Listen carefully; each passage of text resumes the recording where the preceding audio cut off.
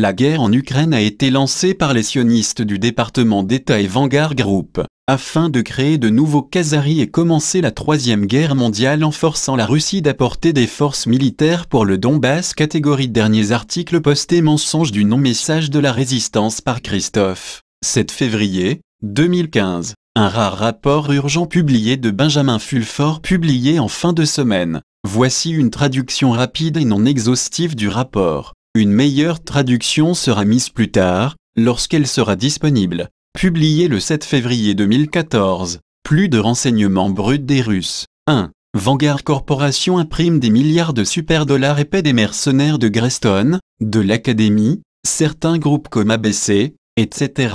Il y avait quelques-uns des employés de Vanguard, certains d'entre eux employés du département d'État, qui avaient accès à des milliards de faux dollars qui semblent même mieux que les dollars réels. Vanguard. 2. Les agents de Vanguard avaient des bus de ces dollars, milliards, et ils financent les deux côtés de la guerre ukrainienne. Ils ont acheté une grande quantité d'armes de l'armée ukrainienne et sur une base régulière l'a fournie à la milice Novorossiya, Donbass. Pour recevoir des dollars, des officiers ukrainiens et des soldats ont vendu leurs armes à Novorossiya. Dans d'autres mondes, le but principal est d'assassiner autant de personnes en Ukraine qu'ils peuvent. 3. Les agents de Vanguard répandent des faux dollars en Ukraine par les banques qui appartiennent à l'oligarque khazarien ukrainien, Igor Kolomoïski, qui est le président du Congrès juif européen et du Congrès juif ukrainien. La ville de Dnepropetrovsk, la ville principale de sionistes Kasparian-Jata en Ukraine. Aussi, Igor Kolomoïski possède les aéroports,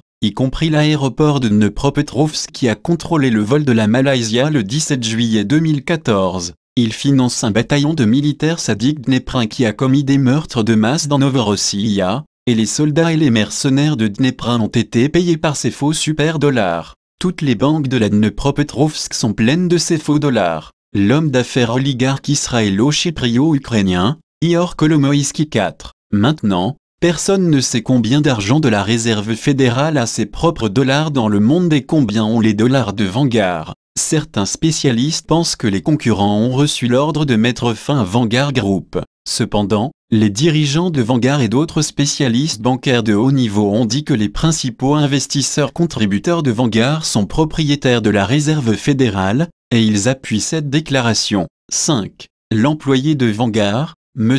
Peter Van Buren, le nom pourrait être mal orthographié, avait un sérieux compromis, énorme, au sujet de Vanguard Group, y compris ses communications, les questions des super-dollars et ses connexions avec des autorités américaines, etc.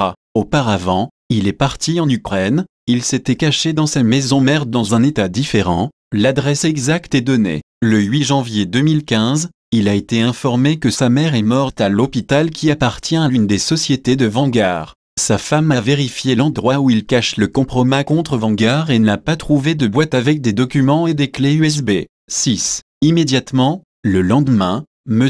Peter Van Buren et un employé d'un autre Vanguard, le partenaire de Peter, Jonathan Mason, ont mis dans les bus, plusieurs milliards de super-dollars et sont partis. L'information s'est répandue qu'ils ont été capturés par la milice du Donbass. À cette époque, l'armée ukrainienne a commencé leur nouvelle phase active d'une guerre contre le Donbass. 7. Toutefois, le Vanguard a envoyé un grand groupe de mercenaires Greystone, et ils ont trouvé 2 employés de Vanguard. À aujourd'hui, 21 janvier, l'après-midi a pris fin avec une série d'événements qui ont conduit à la flambée actuelle des hostilités dans le Donbass. Le deuxième évadé, Peter Van Buren, a été capturé dans sa quête par un groupe spécial de mercenaires de Greystone dans la maison où il se cachait dans le village de Spartakus Yazinovatsky, dans la région de Donetsk. De là, sous le convoi américain, il a été envoyé à Kiev. B. Contrairement à son partenaire, Jonathan Mason, était apparemment en attente de l'issue des négociations de Peter Van Buren avec la milice. Au cours de sa capture le 19 janvier 2015, 3 commandos de Greystone ont été abattus et sont morts. Jonathan Mason a été tué dans la maison qui est dans le village de Spartacus. Les manquants super billets de banque de valeur nominale de milliards de dollars sont introuvables. 8. Monsieur Peter Van Buren a été ramené à Londres par un vol confortable spécial, et 7 des employés de Vanguard étaient avec lui. Il a été mis dans un hôpital, le centre médical Sevenoa, établissement de santé très réputé, récemment devenu un des plus grands centres dans le monde par l'American Medical HCA, Hospital Corporation of America. Il n'y a rien d'étonnant à ce que M. Peter Van Buren ait été placé précisément dans cet hôpital. HCA appartient au groupe d'entreprises et de fondations, qui comprend notamment des respectés comme Vanguard Group, Inc., State Street Corporation, BlackRock Institutional Trust Company,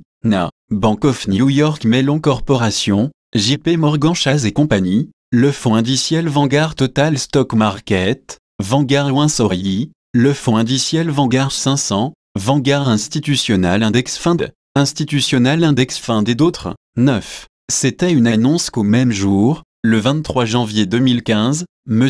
Peter Van Buren est mort d'une crise cardiaque. 10. Madame Van Buren a fait appel à la direction de Vanguard avec un ultimatum, soutenu par ses appels dans une édition complètement déconcertée d'ABC, ainsi que de certains diplomates étrangers à Washington. Source: Benjamin Fulfornet.